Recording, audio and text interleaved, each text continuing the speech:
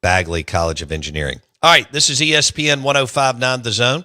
We welcome in our friend, Steve Palazzolo, NFL Insider. He had the podcast of the year 2 years ago, and his show, Check the Mic. You can find it on all the platforms, YouTube, Spotify, and so on. And he joins us on the Farm Bureau Insurance guest line. Are you ready to say that the Chiefs are done forever? No. No. Forever's a long time, Bo. You can't say that forever. Now, for this season, probably. There's still this outside chance for this season. If they were to win out, have to beat the Chargers this weekend and then the Broncos on Christmas night. Tough task. Raiders and Titans in there they should beat. But if they were to win out, and the Chargers have a tough schedule, that's probably their easiest path to sneak into the playoffs. And there could be a scenario where the Chargers are playing the Broncos in Week 18, where the Broncos, if the Chargers win, they're in and knock out the Chiefs. And if the Broncos, for some reason, had the number 1 or 2 seed locked up and had nothing to play for, they could sit their backups. Chargers win, Chiefs are out of the playoffs. Dude. So I'm painting this scenario. Chiefs win this weekend, they win out. The Chargers stumble. A couple times they have the Cowboys, they have the Texans, they have a couple tough games. And then they go into Week 18 and Sean Payton says, I'm going to sit the starters and Chargers win. Chargers are in. Chiefs are going home. Possible. Okay. All right. So, but it will be weird if we don't have the Chiefs and possibly the Ravens in the playoffs, right? It's a very strange season. We always hear the phrase, it's a QB-driven league in the NFL, and it is. And now we have a world where the consensus top 4 QBs for the last few years have been Patrick Mahomes, Josh Allen, Lamar Jackson, and Joe Burrow. And 3 out of the 4 probably not going to be there. And Josh Allen, the only guy that's going to be there. Then you have, there's some good quarterbacks. Drake May's on the ascent, and Justin Herbert's good, and what have you. But it's a strange season. And then the reason why the Chiefs aren't done, in perpetuity, is they've lost a lot of close games. Right, like all that black magic that they pulled off the last couple of years in close games, blocked field goals and Raiders dropping a snap and 4th and 18 pass interferences, all those ways that they snuck wins in previous years, those couple plays are going the opposite way. I don't think they're a disaster. They still have Patrick Mahomes. They still have talent on the team. I see Chiefs fans being like, man, we have nobody on the team. It's like, the team's fine. They can improve in a couple areas, but the Chiefs will be back. They'll be in the mix. They'll be playing a third-place schedule next year as well. So don't forget that. They're not done for it. Don't let the shouty shows tell you the Chiefs are done in perpetuity here. They'll be fine. But, yeah, it was a rough season where they just didn't win those close games. Yeah, that'll be wild. We may not have the Chiefs or the Ravens out of the AFC. And are you buying some of these new teams? I mean, the Patriots haven't. They've been able to pull a great schedule. Oh yeah. Are you sold on the Broncos that could make some noise in January? Where are you going here? So I think the easiest thing to do in sports analysis is to say that every team is a fraud, because at some point every team's going to lose except one, and you're going to look great. So I'll say they're all frauds. I love it. They're all overrated. And then whenever they lose, AFC Championship, divisional round, doesn't matter when they lose. You just say, "Told you, they're overrated." Told you. That's all you got to do. But they're all flawed, right? Like Denver, do you trust Bo Nix week to week? Maybe not, but he's made some big plays against the Chiefs and in big games. He actually played well last year in the playoff game against Buffalo. They had some bad luck and weird game flow. So I think Bo Nix is capable of doing what he needs to and go on a little run. Remember a little over a decade ago when Brady wasn't winning every Super Bowl, you had Eli Manning going on a run and Joe Flacco going on a run, and that's kind of how things went for a short period of time. So we might see something like that this year. Can Bo Nix play well for 3 or 4 games with that awesome defense? Yeah. Can the Texans with their elite defense put it together for a few games? Absolutely. And then the Patriots, they might be the best long-term because Drake May is the best quarterback of that group, or at least looks like it. But yeah, they've been aided by an easy schedule, but you've got Vrabel, who's done a really nice job as head coach, resetting the culture there. And their arrows pointed up. So I think it's a fascinating season where, yeah, any team can go on that 3 or 4 game stretch, especially without Kansas City. With Kansas City probably not there. There's like 16% chance that Kansas City sneaks in as the 7th seed. Okay, and what about the Ravens? It doesn't look good. Right? No, it doesn't. I mean, there was this path that we painted a couple weeks back when they were 1-5. It wasn't surprising that they had got back to 5-5 and actually tied for the top of the division because they had an easy schedule. Lamar came back. But they just haven't looked right all season. Honestly, the only time they looked good was week 1. Remember that Sunday night game against Buffalo? The first 3 quarters, they looked unbelievable. They were dominating. Lamar's fast. Derrick Henry's unstoppable. And the defense looks good. And then they collapsed. And so Baltimore's had issues on defense. They have not rushed the passer well. Lamar looks like he's been playing hurt since about week 3. And, of course, missed some time. So he's not as fast and dynamic. So the pass game, the run game is just not there for the Ravens. It's a weird season for them because, again, they're not done forever. Right. They're a good organization, sure. Good roster, but this is the worst Ravens team that they've had probably in the Lamar Jackson era, at least in a few years. So, yeah, they're having some issues this year in addition to Lamar missing a few games. NFL insider Steve Palazzolo on the Farm Bureau Insurance Guest Line, brought to you by Stella Artois and Wings at Martin's in Livingston. Great place for game day. Tomorrow and Sunday. We've got some really good games on Sunday, by the way. This could be a great weekend of NFL. Steve Palazzolo, Skyline Chili insider, former AAA San Francisco Giants pitcher. He joins us on 105.9 The Zone, ESPN. Okay, so we hit the AFC a little bit.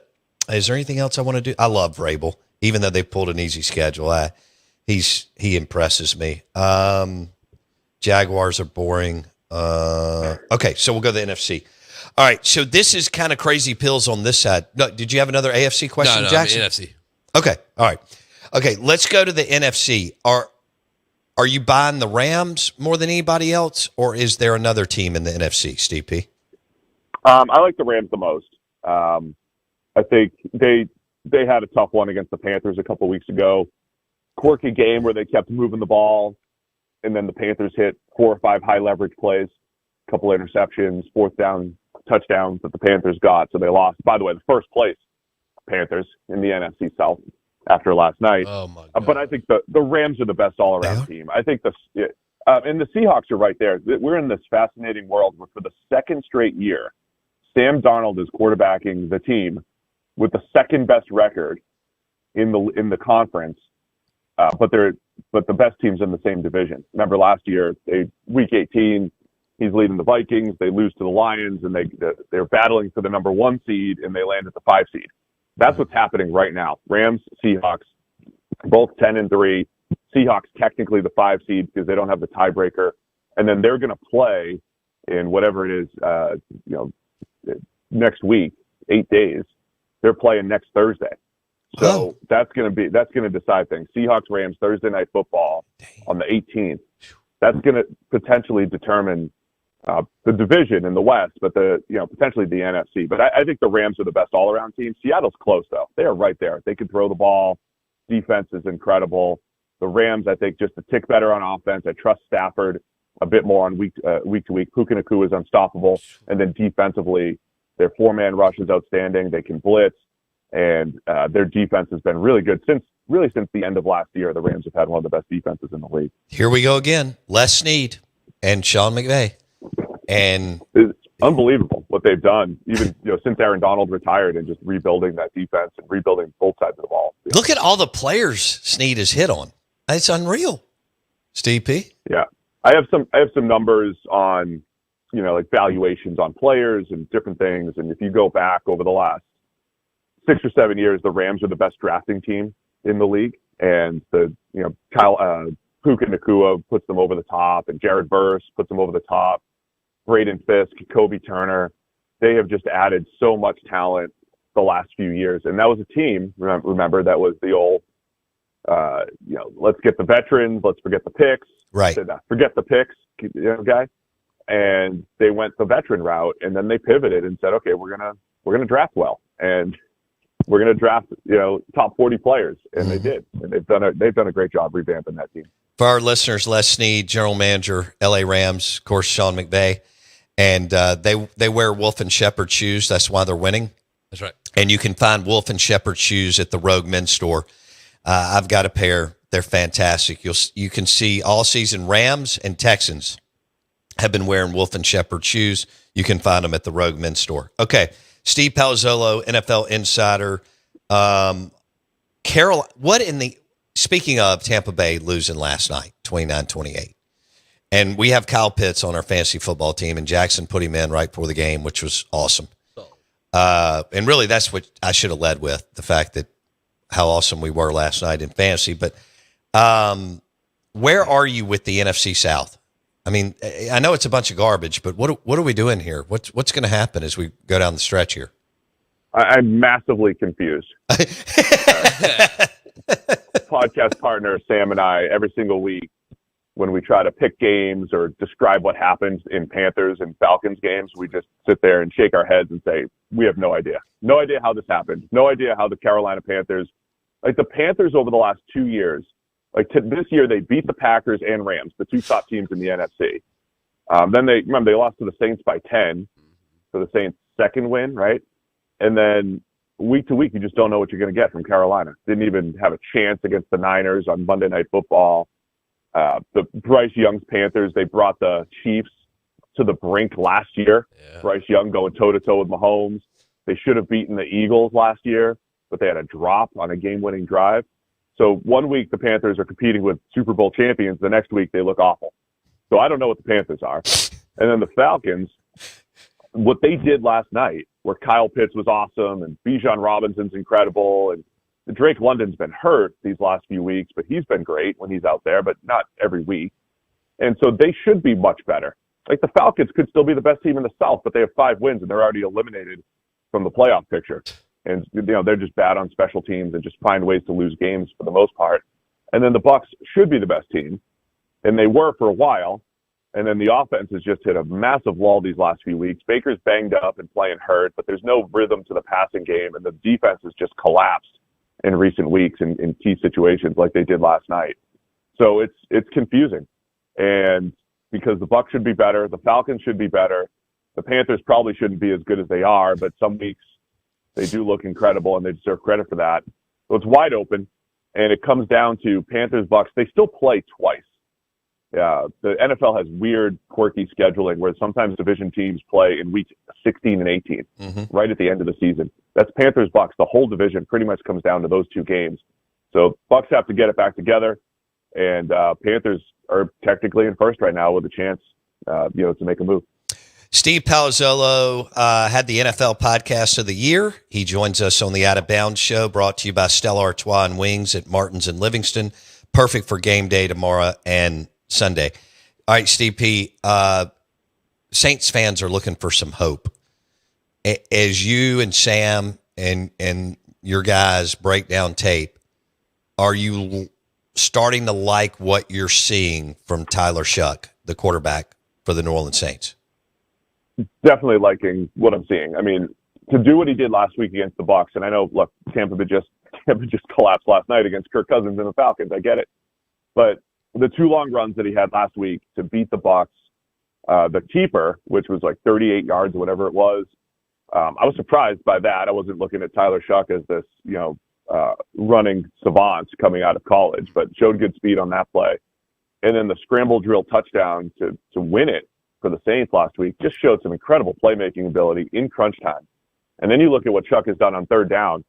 You go back to the Panthers game where they pulled the upset, just a ton of big plays on third down, taking care of any comeback attempts from Carolina. And then last week against Tampa, making throw after throw on third and fourth down and, moving the chains and making big plays. So I think there's a lot to like about Tyler Shough. I heard Mark Schlereth a couple of weeks ago, he was on the call in the Dolphins game, and he was just raving about Shough and, some of the throws that he made that weren't even caught by Olave or whatever it was. And so Shough's always had some fans around the league. And then, and then some people say, oh, he's too old and he's this, or he's injury prone, and he definitely has some decisions in there on his tape through the years that are wild and crazy. But he hasn't done that a ton at the NFL level, which is great. So I think there's something to build on. And so you've got 3-4 more games here to just confirm, all right, he'll be the starter next year. We probably have a top 10 pick. We don't have to consider some of the other quarterbacks. He's going to have another year, and there's at least something to build on. So I've been impressed by Shough and his development the last couple of weeks. All right, so Saints fans, maybe there's something to get excited. No, Wes and Jackson are both shaking their head. Oh, I'm saying, yeah. Oh, now you're on board because you were just trashing him just a few days ago. Who? So now Palazzolo comes on, gives him a ringing endorsement, and now you're on the bus. What's happening here? So I think it started with Mike D, and it just kind of like rolled into it, and now Steve P solidifies it. Okay. But I need him to solidify one more thing for me. What? The Kirk Cousins deal. All right, let's talk about Kirk Cousins. What are they going to do? He's the guy that won't go away. He's Joe Flacco. Without the Super Bowl, but he didn't play for a Ravens organization that puts a whoopee around you. Go ahead, Steve P. Tell me about Kirk Cousins. I think when he plays the Bucs, he turns into Tom Brady. That's right. That's it. He's right. That's great. That's incredible. I've looked at the schedule. They don't play the Bucs anymore. Okay. We'll leave it at that. Oh, my goodness. Show Me the Money Friday with Steve Palazzolo. His show, Check the Mic. You can find it everywhere, especially on YouTube. And those guys cut up. His buddy Sam's funny. And they've been rolling for some time now. When you get the NFL Podcast of the Year, you know you're doing something right. He joins us on the Farm Bureau Insurance guest line. So the Green Bay, they've won 4 in a row, but I don't see as many people buying them. So tell me what's happened. Like, what gives there? What are they? What are the Green Bay Packers this year?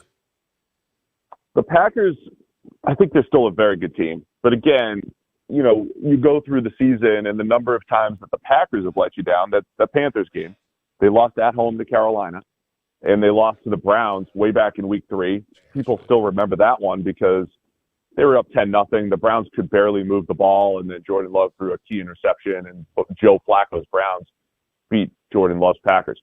So that's kind of what we remember. But the Packers they're a really good team. They showed it against the Bears last week in a big game. They showed it on Thanksgiving against Detroit. I think Jordan Love's playing great right now, and he's doing it in high leverage situations. They're the number 1 team in the league at third down conversion rate.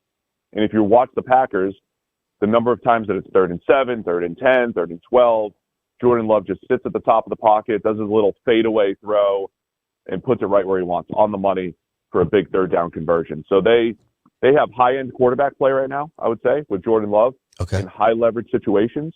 And then defensively, outside of your boy Dak, tearing him up back, week 4, they've been really good on the defensive side of the ball. Now, nobody's perfect. It's tough to be perfect on defense. You have lulls, right? I already hear Packers fans like, they gave up all these points in the second half against the Bears. There's a good defense in Green Bay. The Micah Parsons additions has been outstanding. It's helped their pass rush. It's elevated everybody across the board. They did have a big injury with defensive tackle Devontae Wyatt.